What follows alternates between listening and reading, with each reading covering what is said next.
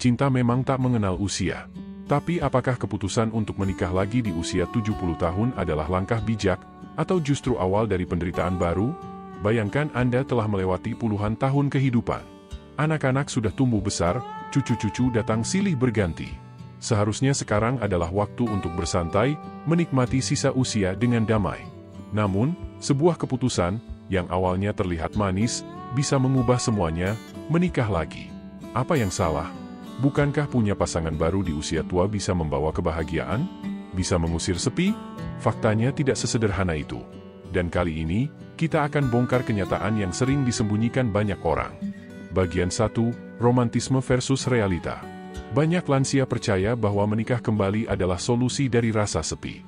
Kesendirian yang menghampiri setiap pagi dan malam seringkali terasa menyesakkan.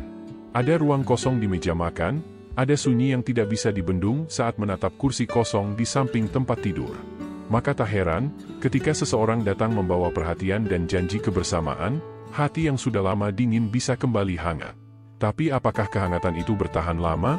Itulah yang perlu kita renungkan. Mari kita simak kisah nyata dari Pak Sumarno, seorang pensiunan guru bahasa Indonesia di Yogyakarta. Di usia 71 tahun, setelah 5 tahun hidup menjanda karena ditinggal wafat istrinya, Pak Sumarno bertemu Bu Sri, janda berusia 66 tahun, di sebuah pengajian rutin di kampungnya. Pertemuan yang berawal dari obrolan ringan soal kitab tafsir berkembang menjadi obrolan intens di luar forum. Keduanya merasa cocok, sama-sama penyuka sastra, sama-sama rindu teman bicara. Anak-anak Pak Sumarno awalnya bersikap netral. Mereka hanya mengingatkan agar Bapak tidak terburu-buru. Tapi setelah 2 bulan pendekatan, keduanya memutuskan menikah.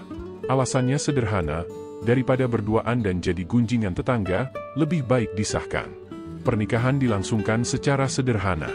Namun setelah itu, perubahan demi perubahan mulai terasa.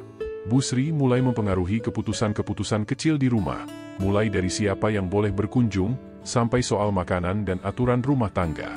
Anak-anak Pak Sumarno yang biasa pulang sebulan sekali menjadi jarang datang. Lina, anak perempuan bungsu Pak Sumarno, mengungkapkan dengan jujur, "Dulu rumah Bapak selalu terbuka untuk kami, tapi setelah Ibu Tiri masuk, semuanya berubah. Kami merasa seperti tamu. Setiap keputusan kecil pun jadi rumit. Ada jarak yang tak pernah ada sebelumnya." Situasi ini menjadi potret umum di berbagai kota di Indonesia. Tidak sedikit lansia yang menikah kembali tanpa menyadari bahwa mereka tidak hanya menyatukan 2 orang, tapi 2 dunia, 2 keluarga, 2 kebiasaan, dan 2 masa lalu. Romantisme memang indah, tapi realita seringkali keras. Di usia 70 tahun, banyak orang tidak lagi punya energi emosional sebesar saat muda untuk menghadapi konflik rumah tangga. Setiap perbedaan yang tidak diselesaikan bisa menjadi bom waktu. Selain itu, romantisme juga kerap membuat lansia menurunkan kewaspadaan. Rasa ingin diperhatikan, rasa takut sendiri, kadang membuat keputusan besar diambil dengan perasaan, bukan pertimbangan logis.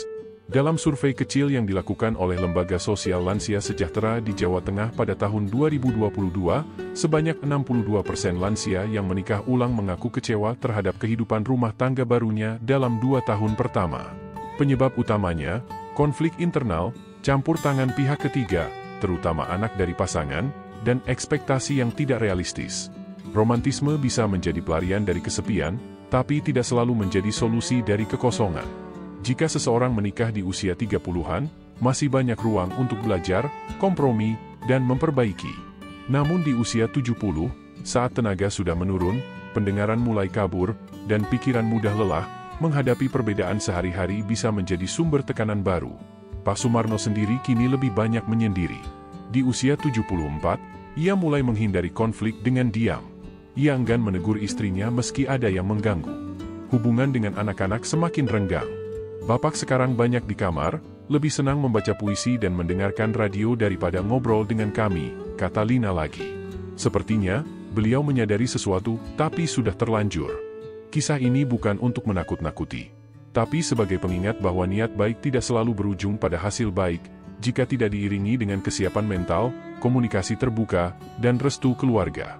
Jangan sampai romantisme sesaat menutup mata dari realita panjang yang harus dijalani bersama. Bagian 2, masalah finansial yang mengintai. Menikah adalah penyatuan 2 kehidupan, termasuk kehidupan finansial. Di usia muda, mungkin kita masih bisa fleksibel. Penghasilan rutin, kemampuan kerja, dan fisik yang kuat membuat segala risiko terasa ringan. Namun di usia 70 tahun, peta keuangan kita sudah jauh berbeda. Pada usia ini, sebagian besar lansia tidak lagi bekerja. Penghasilan bergantung pada pensiun, tabungan, atau bantuan anak. Maka, setiap pengeluaran baru, sekecil apapun itu, bisa mengganggu stabilitas keuangan yang telah lama dijaga. Saat seseorang menikah kembali, banyak yang hanya membayangkan kebersamaan. Tapi jarang yang memikirkan bahwa ada konsekuensi finansial yang langsung menyusul, kebutuhan makanan bertambah, biaya kesehatan ganda, bahkan biaya transportasi atau renovasi rumah jika pasangan baru membawa kebiasaan yang berbeda. Menurut laporan Komnas Lansia Indonesia tahun 2023, sebanyak 73% lansia yang menikah kembali mengalami penurunan stabilitas finansial dalam 1-2 tahun pertama setelah pernikahan. Di antara mereka, lebih dari 50% akhirnya mengurangi pos pengeluaran penting seperti kesehatan atau bahkan mulai menjual aset pribadi.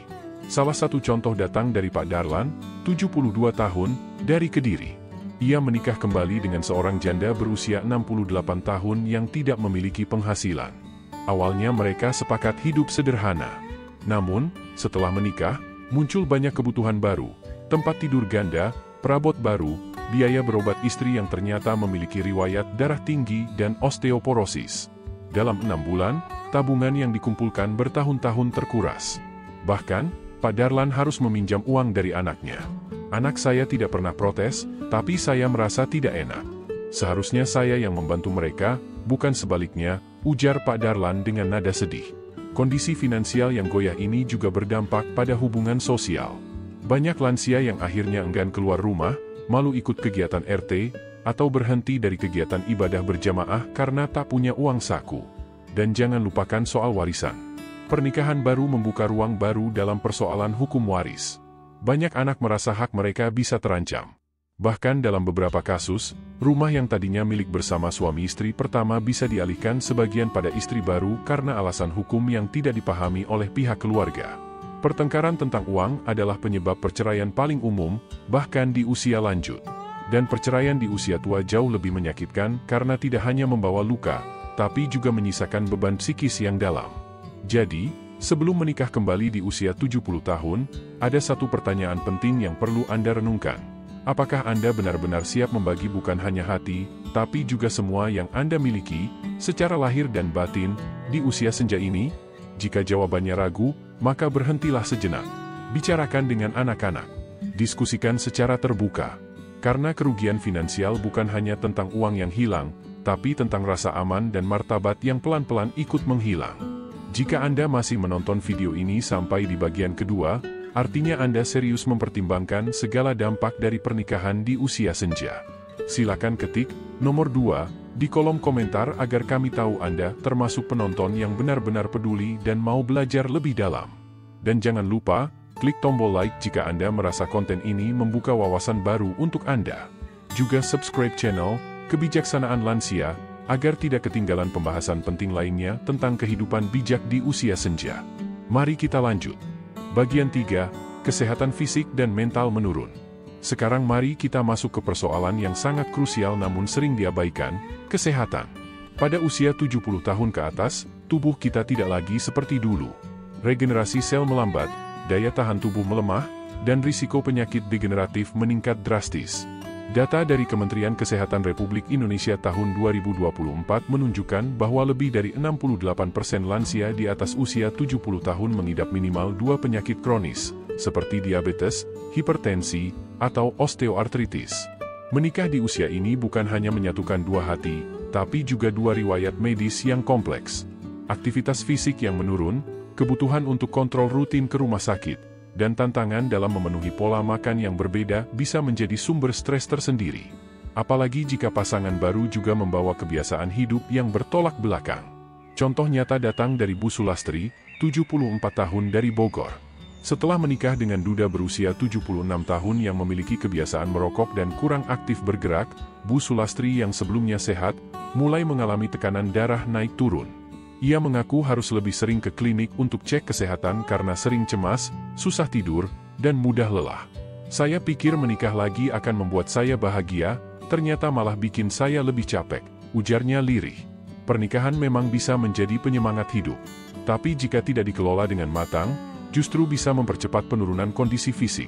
Banyak pasangan lansia yang akhirnya saling menyalahkan karena tidak sanggup merawat satu sama lain saat sakit. Beban moral dan mental menjadi ganda. Belum lagi masalah hubungan intim.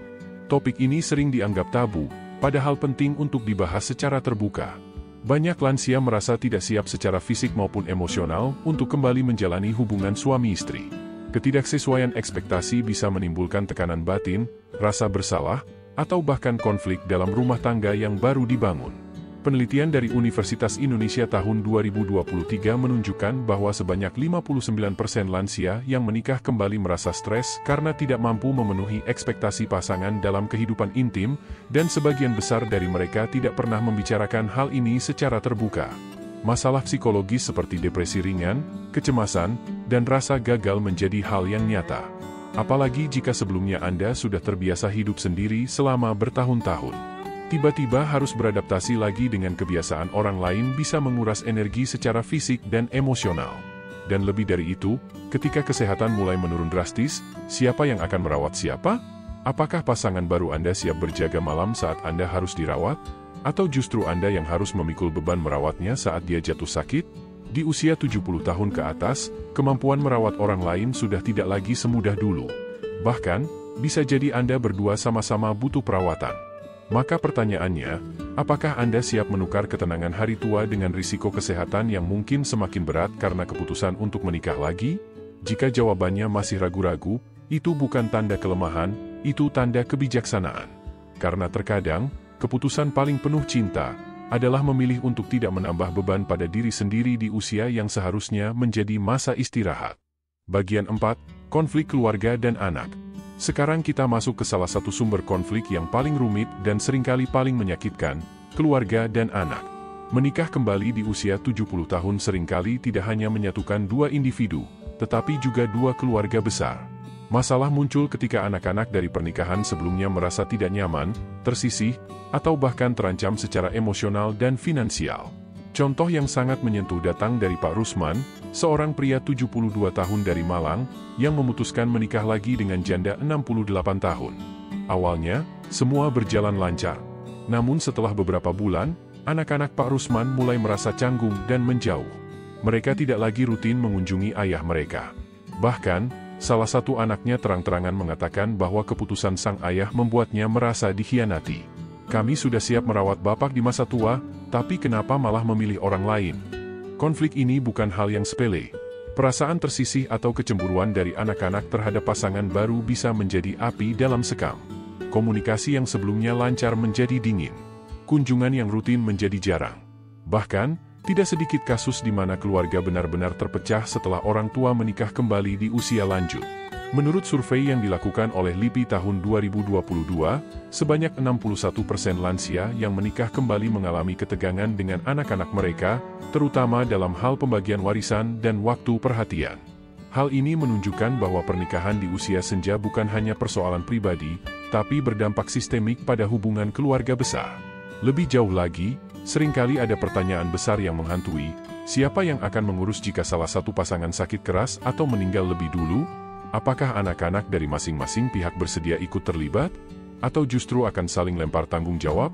Kondisi seperti ini menciptakan beban emosional yang luar biasa.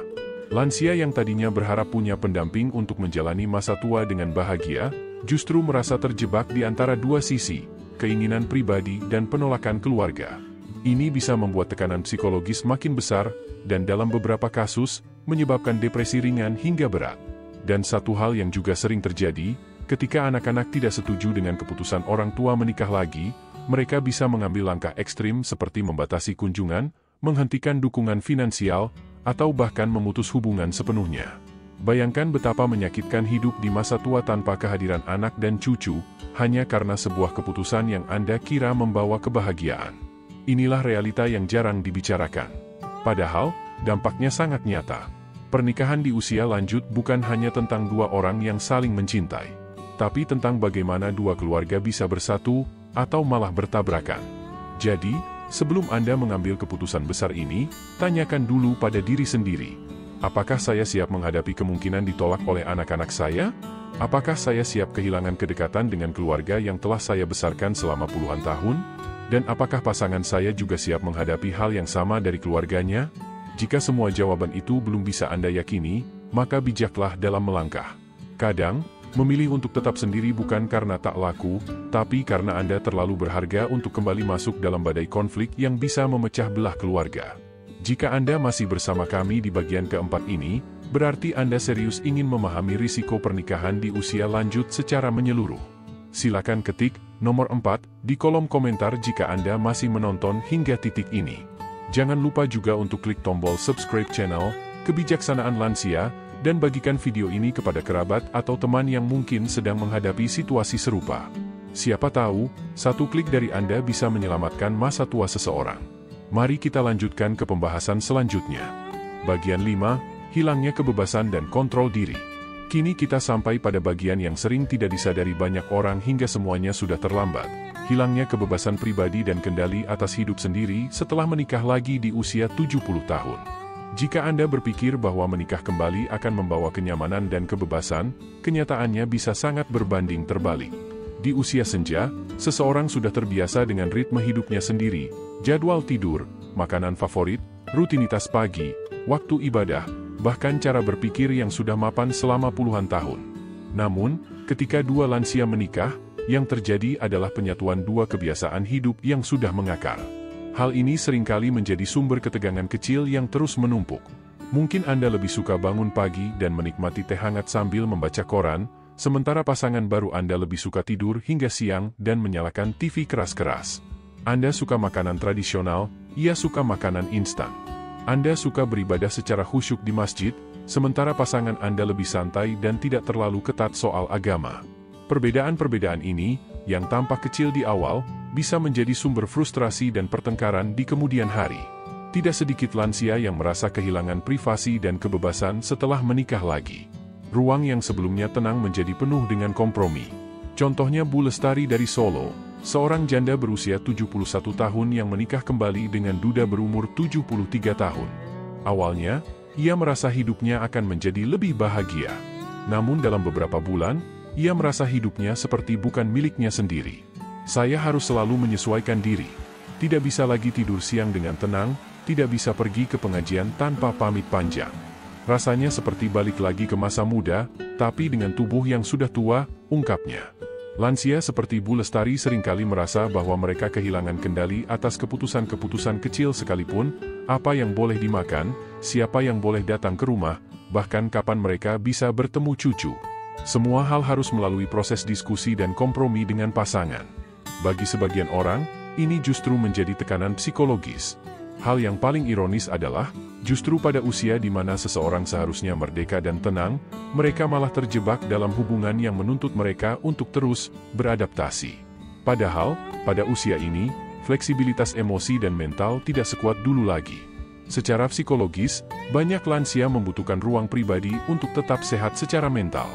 Menurut data dari Journal of Aging and Health tahun 2023, 83% lansia yang hidup sendiri cenderung memiliki kontrol diri dan rasa puas hidup yang lebih tinggi dibandingkan lansia yang harus terus-menerus beradaptasi dalam pernikahan baru. Apakah Anda benar-benar siap untuk kembali hidup dalam dunia kompromi dan penyesuaian terus-menerus? Atau justru, Anda lebih tenang jika bisa menikmati masa tua sesuai cara Anda sendiri? Pernikahan memang bisa menjadi berkah, namun jika dilakukan tanpa kesiapan mental dan pemahaman yang matang, ia bisa menjadi belenggu yang menyedihkan. Apakah Anda masih bersama kami hingga bagian kelima ini? Jika iya, berarti Anda benar-benar peduli pada masa depan Anda sendiri atau orang tua yang Anda sayangi. Kesimpulan, apakah menikah lagi di usia 70 benar-benar salah? Setelah membahas 5 alasan mengapa pernikahan di usia 70 tahun bisa menjadi sumber kerumitan, muncul satu pertanyaan besar yang mungkin mengusik pikiran Anda. Apakah ini berarti menikah lagi di usia senja adalah keputusan yang salah? Apakah semua orang tua harus menghindari cinta baru? Tidak sesederhana itu. Kita hidup dalam dunia yang penuh warna, dengan manusia yang penuh cerita. Tidak semua pernikahan di usia tua berakhir buruk. Ada juga yang berhasil, yang penuh cinta, saling menghormati, dan memberikan makna baru dalam hidup. Tapi, dan ini adalah tapi yang besar, keberhasilan itu tidak terjadi begitu saja. Ia lahir dari pemahaman yang sangat dalam, kesiapan mental dan emosional, serta kesadaran penuh akan konsekuensi yang akan dihadapi. Twistnya adalah ini, banyak orang yang menikah lagi di usia tua bukan karena cinta, tapi karena takut kesepian. Rasa sepi adalah musuh paling sunyi di usia senja. Ia menyelinap pelan-pelan, menggerogoti semangat hidup, membuat hari-hari terasa panjang dan hampa. Dan dalam keheningan itu, muncul keinginan untuk kembali punya teman hidup. Namun sayangnya, keputusan yang lahir dari rasa takut jarang membawa hasil yang baik. Bayangkan seseorang yang menikah hanya karena takut hidup sendiri. Setiap kompromi akan terasa berat. Setiap konflik akan menjadi beban. Ketika cinta tidak menjadi pondasi, pernikahan bisa berubah menjadi penjara emosional yang pelan-pelan menggerus harga diri dan kebahagiaan. Contohnya Pak Rianto, 75 tahun, dari Tasikmalaya. Ia menikah lagi 2 tahun setelah istrinya wafat karena merasa sangat kesepian. Saya pikir, dengan menikah lagi, rumah saya akan ramai kembali. Tapi yang terjadi justru sebaliknya. Saya jadi merasa seperti orang asing di rumah sendiri. Pak Rianto kini tinggal terpisah lagi dari istrinya yang baru, dan menjalani hidup yang lebih tenang bersama burung peliharaannya. Kesepian itu bisa dihadapi. Yang penting adalah bagaimana kita berdamai dengan diri sendiri, katanya. Cerita ini bukan untuk menakut-nakuti, tapi sebagai pengingat bahwa usia 70 bukan usia untuk bermain-main dengan keputusan besar.